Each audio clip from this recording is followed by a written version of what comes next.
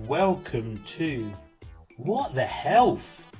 The podcast where real people from all walks of life share their insights, struggles, successes and breakthroughs in health, fitness and life in general.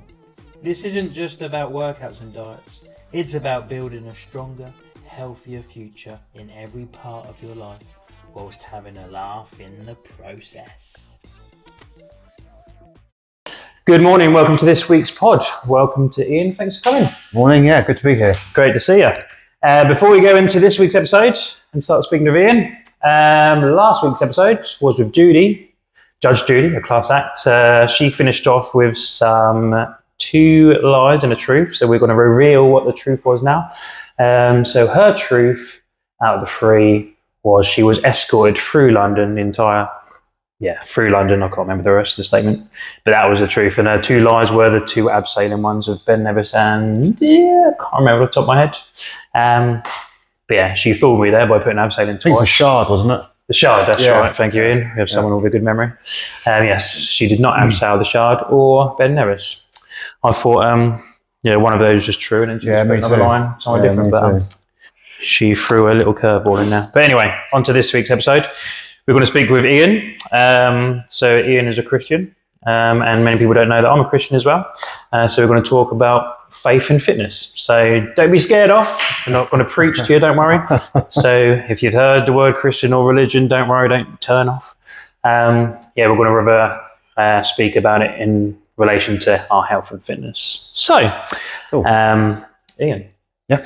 how long have you been a Christian for? So I have been a Christian now for around 35 years. 35 years. How did you become a Christian?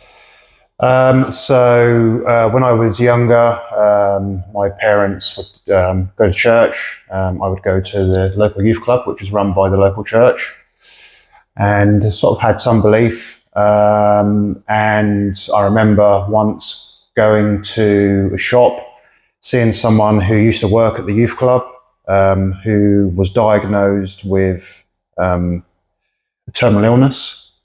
And because he was a Christian, he had a different outlook of death, and it just took me back how he coped with that.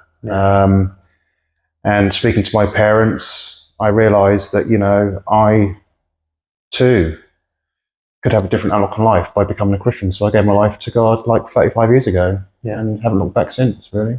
Oh, cool. Was your parents Christians as well? Yeah. Oh, wonderful. My journey for becoming a Christian was I've never been to church before until I met my wife, Lucy, which was just over 10 years ago. Obviously I was interested in Lucy as a person and started a relationship, so I wanted to take an interest in her. So she went to church. Yeah. So I started going to church to see what it's all about. Explored it a lot deeper. I started asking questions within myself. And I just felt like it was making my life better, having that faith, put my faith into God. Definitely. We've done experiences through life, and I was asking myself certain questions in the early days when I was with Lucy, and some of those questions were being answered, and I just felt a lot more at peace. And me feeling that relationship with God made me feel a lot more better, at peace, enjoying life a lot more. I had someone with me at all times. So that's how my journey began. And then, not look back really. No. I wouldn't. So some people might be surprised I'm a Christian because I don't really preach and talk about it too much. But I might not be the best role model, but I've got certain values and principles which it might start making sense to people now that I am. I don't go to church as regularly as I should. I want to because I'm working on a Sunday with Jim. So that. I always, if I'm going through tough times or even good times, and I'll try and go back to be grateful to God and absolutely. look for Him for answers. When we went travelling in the early days in our relationship, me and Lucy, it was the best time of my life, and that was when I was in a really strong relationship with God, because it was within my early days of getting into church life, so to speak, and becoming a Christian. And just my outlook on life was just so much better. That's the same, the same as me. Being a Christian, it gives my life purpose, direction, I guess, and peace as well. So definitely, I definitely get that. Yeah, good to hear. We'll go into a bit deeper in a few minutes, but first, just like normal with our episodes, we're going to go through some quick fire questions. Okay. So this, I've always started with a quick fire question, and with all my guests, they haven't done it very quickly to begin with, so I've had to remind them to hurry up. Okay. So the purpose of this is trying to think instinctively, don't waffle on for too long, just try and answer quite quickly. Yep. Are you ready? Go on, let's go. I don't know if you have a favourite Bible verse, but do you have a favourite Bible verse? Yep, John 3:16. That was rapid. Beautiful. Yep. Good start. Early morning prayer or a late night reflection? Early morning prayer. Weights or cardio? Cardio. Favourite post-workout meal? Scrambled eggs. One word to sum up your journey with God. Purpose. Most humbling workout? Engine. You're good at this. Having done or committed a small sin in God's eyes? Having DOMs. Good. Running a personal best on a 5K run or receiving a spiritual breakthrough? Oh, a spiritual breakthrough. I'd have to take that. And if Jesus ran a gym, what would he call it?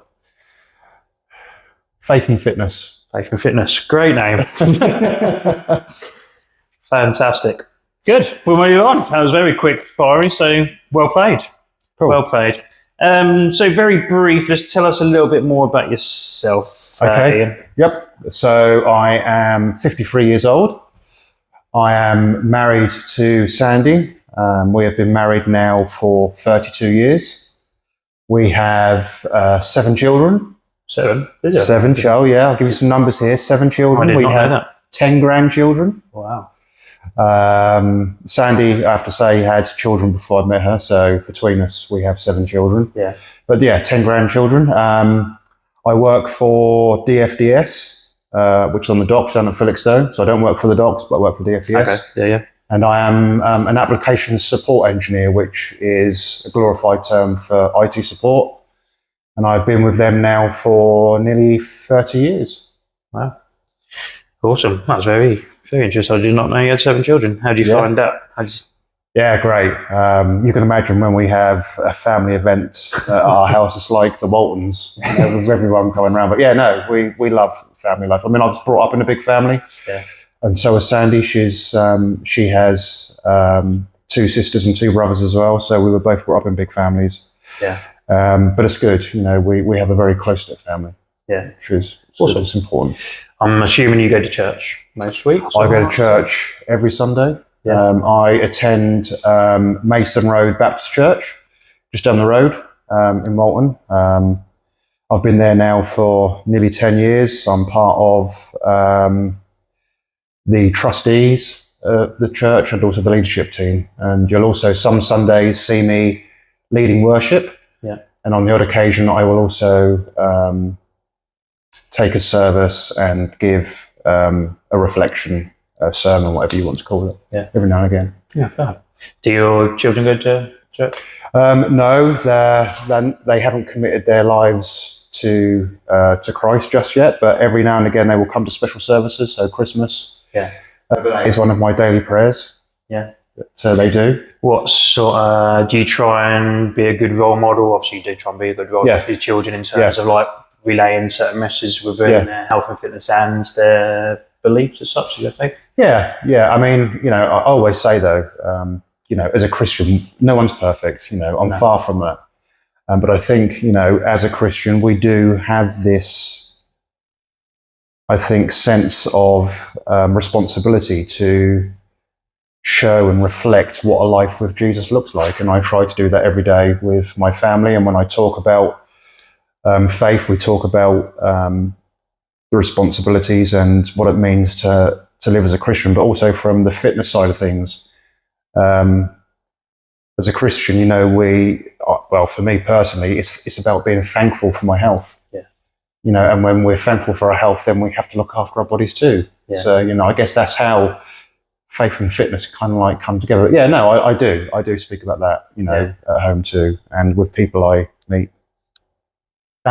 How old is your oldest children and the youngest as well? Yep. So eldest Jamie. She is 41, and Jade, our youngest, is 20. Yeah. Oh, good range. Yeah. So yeah, Jade's still at home. Yeah. Yeah. So there is a difference in the age. Can you see them prioritising their health and fitness? Or do you think they should prioritise a bit more? I think they should prioritise a bit more. They have done. I think they've all dabbled in a bit of fitness and health. Some of them have joined these commercial gyms. Yeah. And, kind of like started off well, but then that's fizzled out and they've given that up now and they don't do it. So, but now I'm here. Yeah. Whenever they come round, they usually just so happen to come round when I'm walking out the door going to the gym, and they'll say, "Dad, you're always going to the gym." And I said, "Well, I have this responsibility to look after my body, look after my health. That's good. So why don't you come and join me?" Yeah, exactly. So I'm constantly plugging it. So who knows? Maybe. Yeah. Do you feel like your actions regarding looking after yourself and your beliefs and following certain principles, your values, is rubbing off at them? Yeah, I think so. Slowly, it's about chipping away. You know, it's about chipping away. It's not about a big bang. Yeah. It's about making these small steps. And I think it's about we're planting the seed. Yeah. And I'm sure it's all going in. And my prayer is that they will look after their health and also faith-wise too. Yeah. It's all about consistency, like just with us, with our fitness journeys. If they, like you say, it's a good thing that you said, like, it's not all about the big bangs, you can't force anything on anyone. It's just they're the ones that need to make the decisions. So if they keep on seeing it on a regular basis, then it will. Yeah, exactly. If it clicks, it clicks. Yeah. Later on. Awesome. How do you personally see the connection between your faith and how you look after your body? Well, I kind of touched on this earlier. Perhaps we'll start up on faith first, actually. With faith, there is this responsibility and commitment to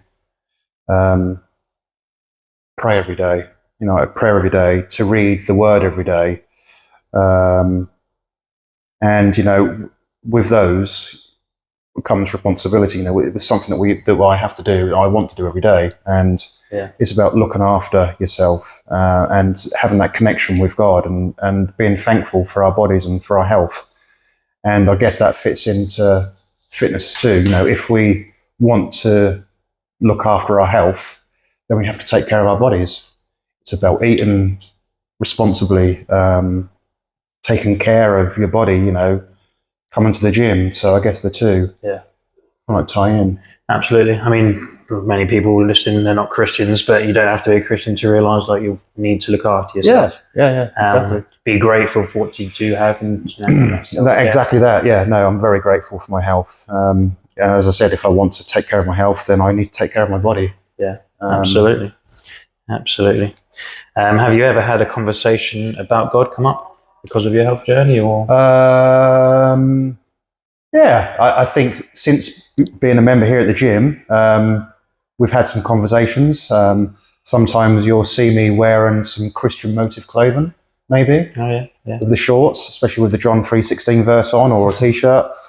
But when we had our last, when we had the Carton event, then we went to into Felixstowe. Can't think of the place what it's called now, but we had some food and stuff. But the conversations were sparked there. Yeah, people started asking questions, So, like you, I'm not someone who come here to preach. If people want to know, they can ask. Yeah, absolutely. So conversations have been raised, which is good. Yeah. Have you had any awkward or moments where someone has realised you're a Christian and then they've sort of like tried to shield themselves away from you? Okay, on the odd occasion, but nothing that I guess that is nothing to worry about. Yeah, but there has been occasions where I've told people that I'm a Christian, and the conversation is just like, okay, then, and then they've walked away. Yeah, I asked that because I've had that a couple of times. Yeah. I mean, I'm not actively saying I'm a Christian to many people, but it's come up in a few conversations before, like some people that I've known really well, or someone I used to go to school with, lovely, great guy. Yeah. Obviously won't name his name, but just happened to come up like saying, "Oh, I'll start going to church and I'm gonna call myself a Christian." Yeah. But he just completely dismissed it and just said, "I don't want to talk about it." I wasn't even going to talk about it anyway, but it's just come up within conversation. And then I think, and he's one of the most loveliest, genuine guys, but I think there is a stereotype where some people just try and like back away from, because they assume that we're going to start preaching or and it's not like that. It's not like that at all, is it? No. Like, everyone's different. Like, yeah. In fact, I've had the flip side of the coin to that. I've had someone come up to me and ask about, they know that I'm a Christian, and start asking questions. Why do I believe? And what can they do? And so, Grace, who comes here, in fact, is one of those. And so I've given her one of my illustration Bibles that she's taken away. Okay. And she's now in. She's told me that she's really enjoying it, and she's exploring her faith now deeper. So that's good. That's good. That's good to hear. What do you say to someone who does have that stereotype of assuming we're just trying to preach or they don't believe? What do you say to them? I would say be open-minded. Don't close off immediately, because a life with Christ is completely different than no life with Christ. As I said, it gives purpose, direction, and peace. Yeah. So be willing to just explore. Yeah, and listen. Totally agree with you in terms of like saying stay open and don't close off. Like, exactly. You don't have to become a Christian, but just having that respect, and it's all about having that respect for each other. Everyone from different religion, beliefs, cultures. Just having healthy relationships and not dismissing or disrespecting other people. Yeah, and I will say that this is one of the things about this gym that I love. I've never experienced any negativity towards myself as being a Christian, and there's plenty of folk who are here who know that I'm a Christian, and I've never experienced that. It is a real family-orientated gym, and that's what I love about this place. Yeah, me too. Got really a good, strong community, which we wanted to try and build. Obviously, I wasn't here to start preaching to try and get people to convert, but we want to try and make sure everyone loves each other, support each other, which is what Christianity is all about, obviously, as well. It is, but we want to try and get the same values and principles within the gym as well. Yeah. So that's fab. What would be your top tips to Christians wanting to improve their health? I would say that, and I keep saying this, our health is a gift from God, and if we want to look after our health, then we need to look after our bodies. So we need to do something about that. And if we're not, and we're being sedentary, then come to the gym, join a gym, join us here, and do something about it. Absolutely. Because you don't look back. I mean, when I joined the gym, 10, 11 months ago, I guess I'm a prime example of that, because I wasn't looking after my body. I let it go. I was, 90 plus kilos, knocking on for 100 kilos. It completely went downhill, and I realized I had to do something about it.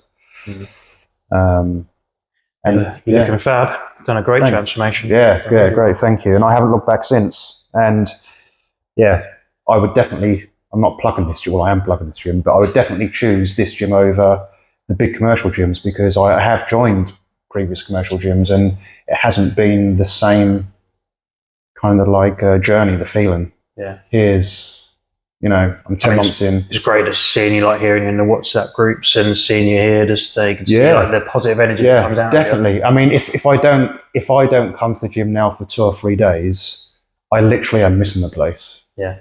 I really am. And the only reason I wouldn't come is it's got to be something drastic for me not to be here. Yeah. Because I'm here every day. And that's the key to success. You've achieved great success over the last year because you have that consistency. It's just a commitment, isn't it? And having that enjoyment factor of wanting to come, then that helps you keep consistent. Yeah, exactly. Yeah.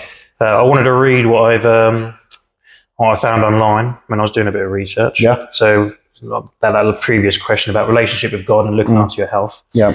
And the message that I'm going to try and go towards Christians about, if you believe God created you, loves you, and has a purpose for your life, then looking after your health isn't just self-care, it's stewardship, which I thought absolutely. was a very good. Yeah. Fantastic message to say to other Christians, we've got I know quite a few Christians, and obviously with Lucy's family. Yeah. There's so much love and support and care for other people. It's just making sure you have that not towards yourself as well to look after your health, because that's just going to let you serve better for other people as well. Absolutely. Yeah. Yep. So I love that perspective. It's very good. Also, if you're tired, sick, or weighed down by poor health choices, it doesn't just affect you. It affects how you show up for others, which I've just said, how you serve, how you lead, how you hear God, how you move in the world. So having that gratefulness from God to give you your health and the body that we have, being able to look after it to its, maximum potential, optimizing it will help us serve so much better. Absolutely. Have you noticed in the last year, like obviously you've had a great transformation with your health and fitness. Have you felt like you've served better or felt better as a Christian? Yeah, absolutely. I have more energy now than I previously did. Since my diet has changed and my fitness has changed, I'm able to be of better service because I'm more healthier. I'm able to do things. Sing louder at church. Yeah, I do sing loud at church. Absolutely do sing loud at church. But I just have I have more energy. Yeah. As well, because anyone will tell you, I guess, who's lived a sedentary lifestyle and has no care for their diet, I guess, you just come home, you eat, you sit down and you sleep and you just don't want to do anything. No. You just don't have that energy to get up. Yeah. So now, definitely have that energy to serve God and to serve others. Yeah. Awesome. In the Bible, it says your body is a temple of the Holy Spirit. Honor God with your body. How would you interpret that? That is Paul, isn't it? His letter to the Colossians, where he tells people that we shouldn't just serve God with our hearts and our minds, but we should also serve God with our bodies too, because our body is a temple for the dwelling of the Holy Spirit. Our Holy Spirit lives in us. Yeah.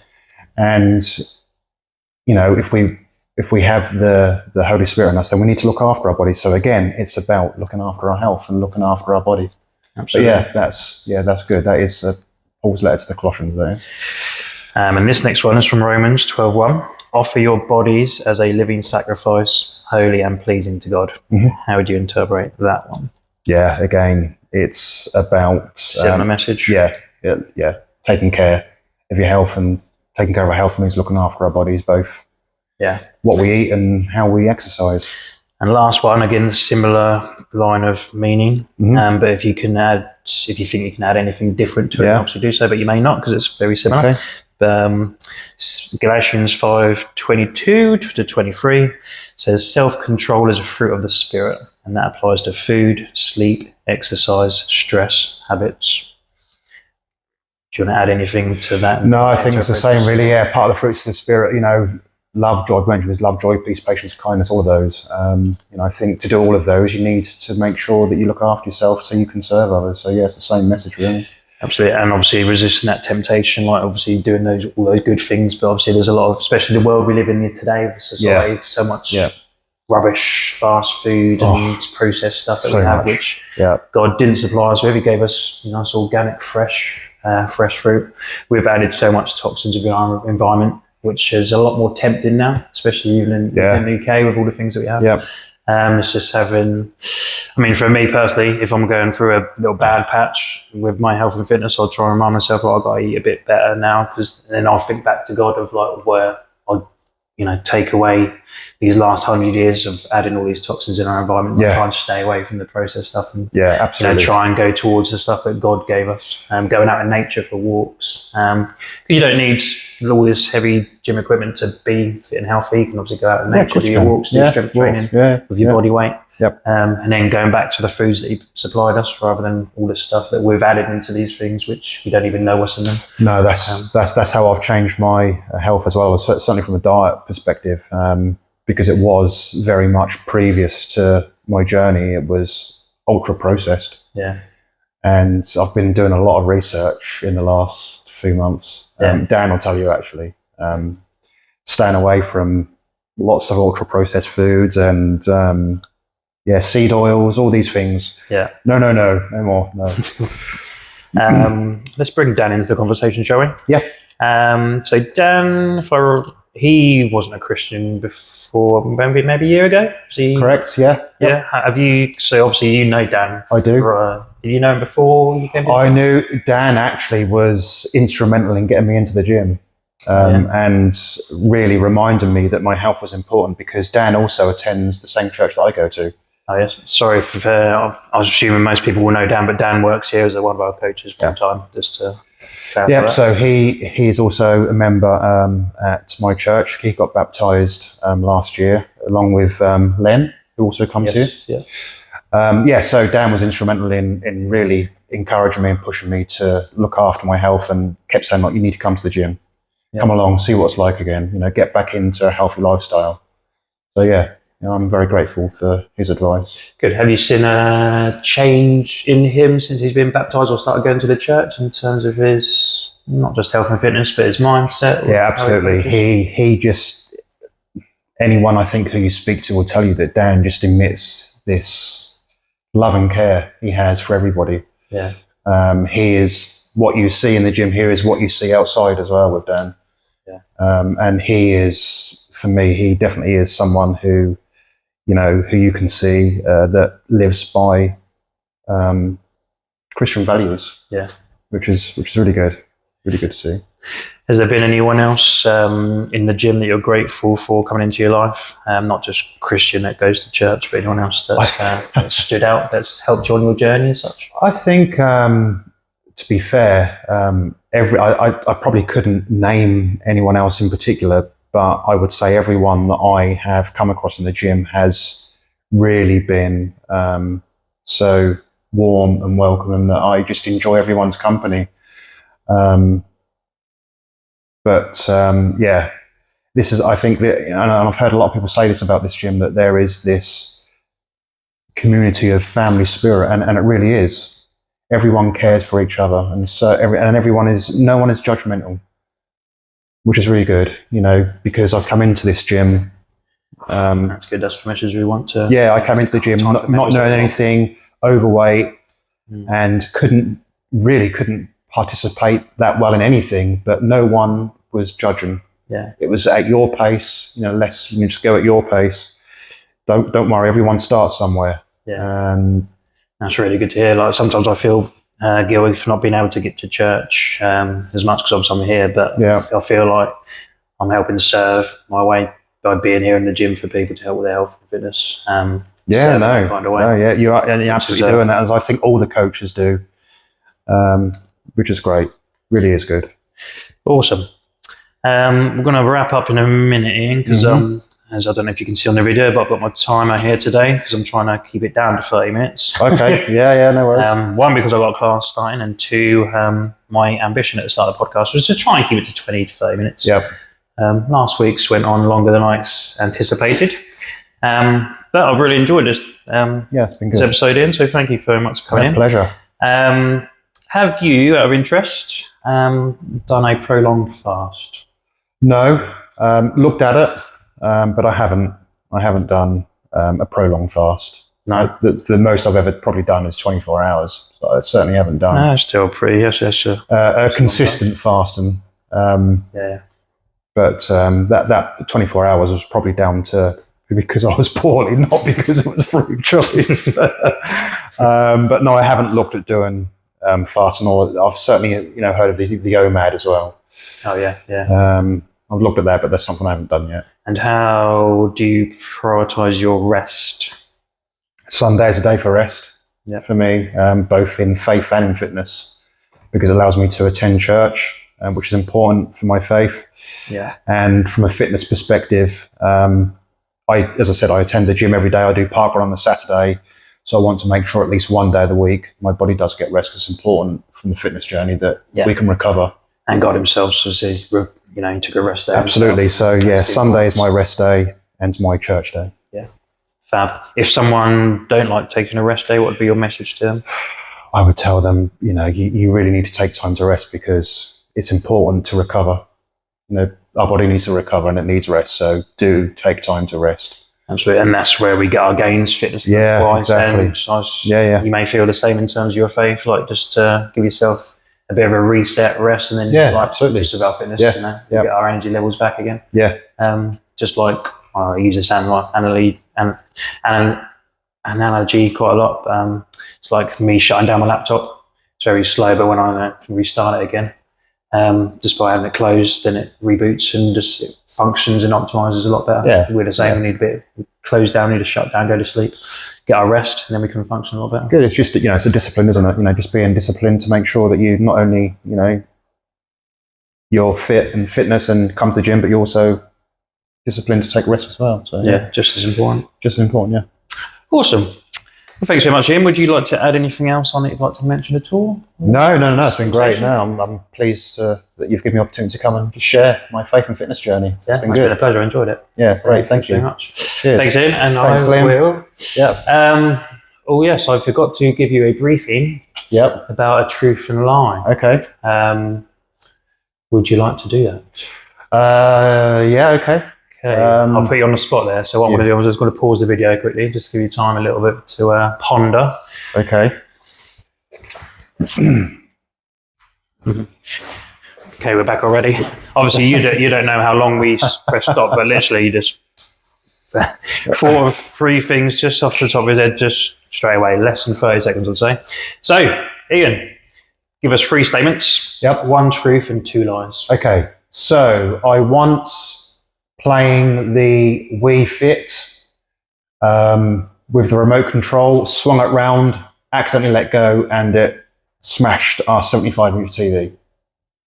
That's the first one. Oh dear. The second one, on a walking weekend, a Christian men's walking weekend, we were up in the Yorkshire Dales and we visited the Tan Hill pub, which is the highest pub in Britain.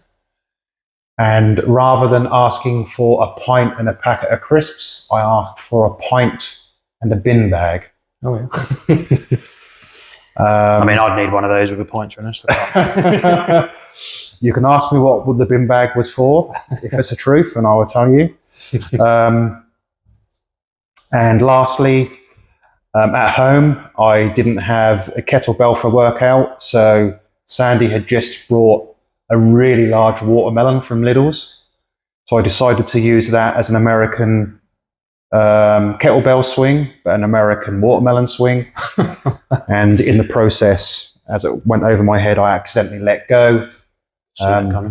Yeah. And there was no more watermelon. You'll need a good grippage for a watermelon swing. Yeah. So Okay. they're the 3. Fantastic. So comment and let us know what you think is the truth and the 2 lies out of those 3 statements. Thank you very much for listening. See you next week. Cheers. See ya. Thanks for tuning in to What the Health. Until next time, stay strong, stay healthy, and keep moving forward.